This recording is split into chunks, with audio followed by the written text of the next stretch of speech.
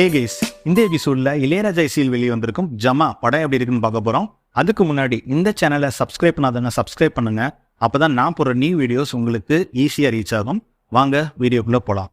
இந்த படத்தோட கதை என்னன்னா, திருவண்ணாமலை பள்ளிகொண்டப்பட்ட ஊர்ல ராமச்சந்திர நாடக சபை நடத்திட்டு வரவர் சேத்தன். இவர் ஜமால, அதாவது இவருடைய ட்ரூப்ல பெண் வேஷம் போட்டு ஆடுறவர் தான் படத்தோட ஹீரோ பாரி. இவர் பெண் வேஷம் போடுறதுனாலே இவர் பாடி லாங்குவேஜும் பெண் மாதிரி இருக்கிறதுனால இவருக்கு யாருமே பொண்ணு தர மாட்டாங்க. அதனால ஹீரோட அம்மா, இனிமே நீ பெண் வேஷம் போடக்கூடாது, ராஜா வேஷம் தான் போடணும்னு சொல்லிடுறாங்க. ஏன்னா ஆரம்ப காலத்துல இந்த ஜமாவை நடத்திட்டு வந்தவர் ஹீரோட அப்பா தான். அவர் ராஜா வேஷம் தான் போடுவாரு. காலப்போக்குல சேத்தன் அந்த ஜமாவை கையில எடுத்துக்கிட்டாரு. ஹீரோவும் அம்மா பேச்சை கேட்டுட்டு சேத்தன்கிட்ட போய், இனிமே நான் பெண் வேஷம் போடல, ராஜா வேஷம் போடுறதுக்கு சான்ஸ் கொடுங்கன்னு கேட்கிறாரு. ஆனா சேத்தன் ஹீரோவை அவமானப்படுத்தி அனுப்பி விட்டுறாரு. ஏன் சேத்தன் ஹீரோவுக்கு ராஜா வேஷம் தரமாட்டாரு? அதுக்கு பின்னாடி உள்ள கதை என்ன? ஹீரோ அப்பாவோட ஜமாவை மீட்டெடுத்து ராஜா வேஷம் போட்டாரா இல்லையா அப்படின்றது தான் இந்த படத்தோட கதை. இந்த படம் எப்படி இருந்துச்சுன்னா, ஃபர்ஸ்ட் ஹாஃப்ல ஒரே நேர்கோட்டில் தான் போச்சு. ஹீரோவுக்கும் ஹீரோயினுக்குள்ள பாண்டிங்கு, ஒரு சின்ன ஃபிளாஷ்பேக்கு, ஒரு மெலடி சாங்னு நல்லாவே போச்சு. இன்ட்ரோல் பிளாக் கூட நல்லா இருந்துச்சு. ஆனால் செகண்ட் ஹாஃப்ல ஸ்டார்ட் பண்ணோடனே ஃபர்ஸ்ட் ஹாஃப்ல காமிச்சா அதே ஃபிளாஷ்பேக்கை டீட்டெயிலாக காட்டுறேன்னு சொதப்பிட்டாங்க. ப்ரீ கிளைமேக்ஸ்லேயே படம் முடிஞ்சிருச்சு. ஆனால் 10 நிமிஷம் எக்ஸ்டெண்ட் பண்ணி ஒரு கிளைமேக்ஸ் வச்சிருக்காங்க. காந்தாரா படத்தில் வர மாதிரி ஒரு கிளைமேக்ஸ் ட்ரை பண்ணியிருக்காங்க. ஆனால் ஒர்க் அவுட் தான் ஆகலை. டைரக்டர் பாரி இளவழகன் ஸ்க்ரீன் பிளேல இன்னும் கொஞ்சம் கான்சென்ட்ரேட் பண்ணியிருக்கலாம். படத்தோட சினிமாட்டோகிராஃபி கோபாலகிருஷ்ணா பண்ணியிருக்காரு. ஸ்பெஷலாக எந்த கலர் பேலட்டும் யூஸ் பண்ணல, ரா ஃபுட்டேஜை தான் எடுத்து வச்சிருக்காங்க. ஃபர்ஸ்ட் ஹாஃப்லாம் ஒரு லாங் சிங்கிள் ஷாட் ஒன்று எடுத்திருக்காங்க. அது ரொம்ப நல்லாவே இருந்துச்சு. படத்தில் மோஸ்ட்லி நைட் சீக்வன்ஸ் தான். மினிமல் லைட் யூஸ் பண்ணி ரொம்ப ரியலிஸ்டிக்காக எடுத்திருக்காங்க. சூப்பர். படத்தோட மியூசிக் இசைஞானி இளையராஜா பண்ணியிருக்காரு. படத்தில் வர நீ இருக்கும் அவசரத்துக்கு சாங் ஏற்கனவே கேட்ட மாதிரி இருந்தாலும் அந்த சாங் நல்லாவே இருந்துச்சு. அந்த சாங்கோட பிளேஸ்மெண்ட்டும் நல்லா இருந்துச்சு.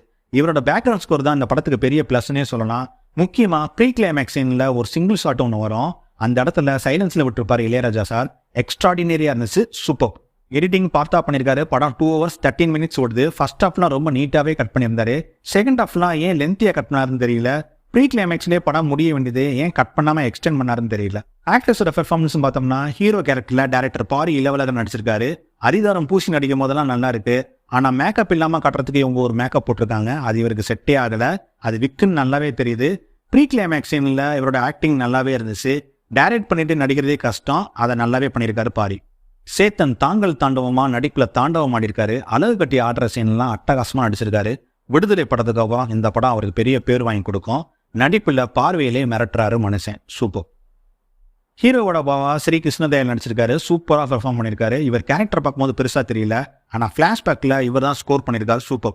ஹீரோயினா அம்மா அபிராமி நடிச்சிருக்காங்க. இவங்களோட லவ் போர்ஷன்ஸ்லாம் நல்லாவே இருந்துச்சு. இவங்க கேரக்டர் நல்லாவே எழுதியிருக்காங்க.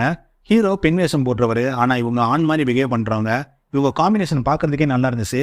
சின்ன வயசுலேருந்து ஒருத்தர் லவ் பண்ணுறது, அவருக்காகவே நிற்கிறதுன்னு சொல்லிட்டு நடிப்பில் ஸ்கோர் பண்ணியிருக்காங்க. ஹீரோவோட அம்மாவா மணிமேகலை நடிச்சிருக்காங்க. இவங்க நிறைய படத்தில் பார்த்துருக்கோம். ஆனால் இந்த படத்தில் இவங்களுக்கு நடிக்கிறதுக்கு நிறைய ஸ்கோப் இருந்துச்சு. நல்லாவே நடிச்சிருக்காங்க. பெர்ஃபார்மன்ஸ் வைஸில் பார்த்தோம்னா இந்த படத்தில் குறையே சொல்ல முடியாது. எல்லாருமே சூப்பராக நடிச்சிருந்தாங்க. முக்கியமான கேரக்டர்னு பார்த்தோம்னா ஜால்ரா பெருமாள், பூனை, குடி கோவிந்தா, அப்புறம் இந்த சின்ன பையன் கேரக்டர் நடிச்ச எல்லாருமே நல்லா நடிச்சிருந்தாங்க. சூப்பர்.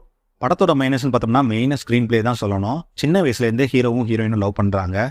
ஃப்ளாஷ்பேக்கில் கூட ஹீரோவோட அம்மா இந்த பொண்ணை தான் கட்டி வைக்கணும்னு சொல்லிக்கிறாங்க. ஆனால் ப்ரெசென்ட்ல காட்டும் போது பையனுக்கு ஊராக பொண்ணு தெரிய அலைகிறாங்க. ஹீரோயினும் இது பெருசாக எடுத்துக்காம கடந்து போயிடறாங்க. பூர்வீக சொத்து வைத்து நாடகம் போகிறதுக்கு காசு ரெடி பண்ணி தராரு ஹீரோ. அந்த காசை வாங்கிட்டு ஏமாத்திடுறாங்க அந்த ட்ரூப்பு. ஆனால் கொஞ்சம் கூட தட்டி கேட்காம கடந்து போயிடறாரு ஹீரோ. அவ்வளோ முட்டாளா இவர் எப்படி நாளைக்கு ஒரு ஜமாவை எடுத்து நடத்த முடியும்? கொஞ்சம் கூட யதார்த்தம் இல்லை. படம் எடுத்தவங்க படத்தில் இளையராஜா இருக்கிறதே மறந்துட்டாங்க போல. ஏன்னா ஹீரோயின் இன்ட்ரோ கூட பழைய இளையராஜா சாங் எடுத்து தான் போட்டிருக்காங்க. எவ்வளோ அபத்தம் பாருங்க. அவர்கிட்ட கேட்டால் அவரே மியூசிக் போட்டு கொடுத்துட போறாரு. அவர் அவுடேட்டட் நினைச்சிட்டாங்க போல. ஓவராலாக அந்த படம் எப்படி இருந்துச்சுன்னா, இன்னைக்கு நம்ம பார்த்து ரசிக்கிற சினிமா கூட நம் முன்னோர்கள் பார்த்து ரசித்த தெருக்கூத்தோட மாடர்ன் வெர்ஷன் தான். இன்னைக்கு இருக்கிற ஆர்டிஸ்ட், டேரக்டர்ஸ் தங்களை ஒவ்வொரு படத்துலையும் அப்டேட் பண்ணிகிட்டே இருக்காங்க. ஏன்னா சுவாரஸ்யம் முக்கியம். சுவாரஸ்யம் கொஞ்சம் குறைஞ்சாலும் மக்கள் எந்திரிச்சு போயிடுவாங்க. 2 மணி நேரம் மக்களை உட்கார வைக்கணும். அந்த மேஜிக் தெரியாமல் ரூம் போட்டு யோசிச்சுட்டு இருக்காங்க. இன்னைக்கு ஜமா பத்தின கதையை சுவாரஸ்யம் இல்லாத திரைப்படமாக கொடுத்துட்டாங்க இந்த டீம்.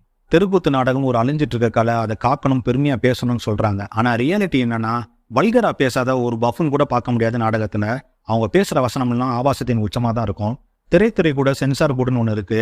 ஆனால் இவங்களை ஒழுங்குபடுத்த ஒரு அமைப்பு கூட இல்லை. இதை ஏன் சொல்றேன்னா, யதார்த்த சினிமா எடுக்கிறேன்னு சொல்றாங்க. ஆனால் இந்த படத்தில் கொஞ்சோட ரியாலிட்டி என்னன்னு காட்டவே இல்லை. இதெல்லாம் தவிர்த்து ஒரு படமா பார்த்தோம்னா ஃபர்ஸ்ட் ஹாஃப்ல அந்த சுவாரஸ்யம் செகண்ட் ஹாஃப்ல இல்லவே இல்லை. அதை கரெக்டாக எடுத்திருந்தாங்கன்னா ஒரு நல்ல படமா வந்திருக்கும். படத்தில் சில கெட்ட வார்த்தைகள்லாம் பேசுறாங்க. அதெல்லாம் மியூட் பண்ணியிருந்தாங்க. மியூட் பண்ணியிருந்தாலும் என்ன வார்த்தையும் வெளிப்படையாவே தெரியுது.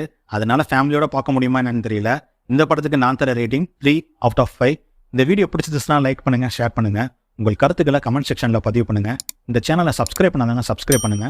மீண்டும் அடுத்த வீடியோவில் சந்திப்போம். நான் உங்கள் கான்காட். நீங்கள் பார்த்து ரசித்தது சினிமா வித் கான்காட்.